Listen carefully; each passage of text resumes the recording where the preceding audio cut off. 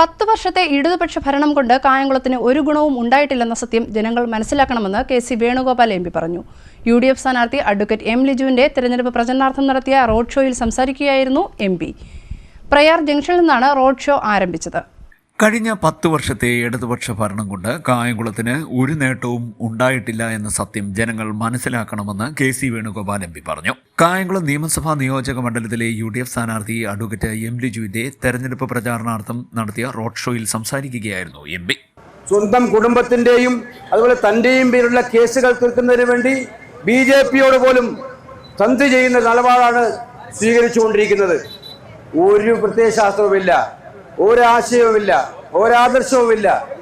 ഈ ഒരു സാഹചര്യത്തിലാണ് ഈ തെരഞ്ഞെടുപ്പ് നടക്കുന്നത്. ജനങ്ങൾക്ക് നൽകിയ വാഗ്ദാനങ്ങളൊന്നും പാലിച്ചിട്ടില്ല. എന്നിട്ട് പറയുന്ന എന്താണ്, പ്രോഗ്രസ് കാർഡ് ഇറക്കാൻ പോവാണെന്ന്. എന്ത് പ്രോഗ്രസ് കാർഡാണുള്ളത്? ഞാൻ ചോദിക്കട്ടെ, 10 കൊല്ലക്കാലമായി ഈ കയർ തൊഴിലാളിയുടെയും കശുവണ്ടി തൊഴിലാളിയുടെയും തൊഴിലുറപ്പ് തൊഴിലാളിയുടെയും ജീവിതത്തിൽ എന്ത് മാറ്റമാണ് നിങ്ങൾ ഉണ്ടാക്കിയിരിക്കുന്നത്? എല്ലായിടത്തും ജനങ്ങൾ അസംതൃപ്തരാണ്, അസ്വസ്ഥരാണ്. നമ്മുടെ ചെറുപ്പക്കാർക്ക് ജോലി പോലുമില്ല. ഈ സാഹചര്യത്തിലാണ് നമ്മൾ ഈ തെരഞ്ഞെടുപ്പിനെ നേരിട്ടുകൊണ്ടിരിക്കുന്നത്. മനസ്സിലാക്കുക, ആശുപത്രികളുടെ സ്ഥിതി നമ്മൾ ശോചനീയമാണ്. അതുപോലെ തന്നെ ഞാൻ പറഞ്ഞു, ചെറുപ്പക്കാർക്ക് PSC പരീക്ഷ എഴുതി 1ാം റാങ്ക് കിട്ടിയാലും ജോലിയില്ല.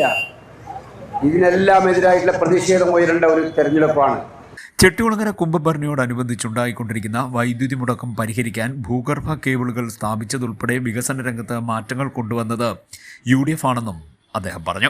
പ്രയാർ ജംഗ്ഷനിൽ നിന്നും ആരംഭിച്ച road show Parayanathumukku, Anakkunnu junction, തെക്കേ ആഞ്ഞിലിമൂട്, വടക്കേ ആഞ്ഞിലിമൂട്, അമ്പലപ്പാട് ജംഗ്ഷൻ, കമലാലയം ജംഗ്ഷൻ, പുതിയിടം ക്ഷേത്രം, നഗരസഭാ junction, park junction, Mukkavala, Kakkanad, Chettikulangara വഴി തട്ടാരമ്പലം ജംഗ്ഷനിൽ സമാപിച്ചു.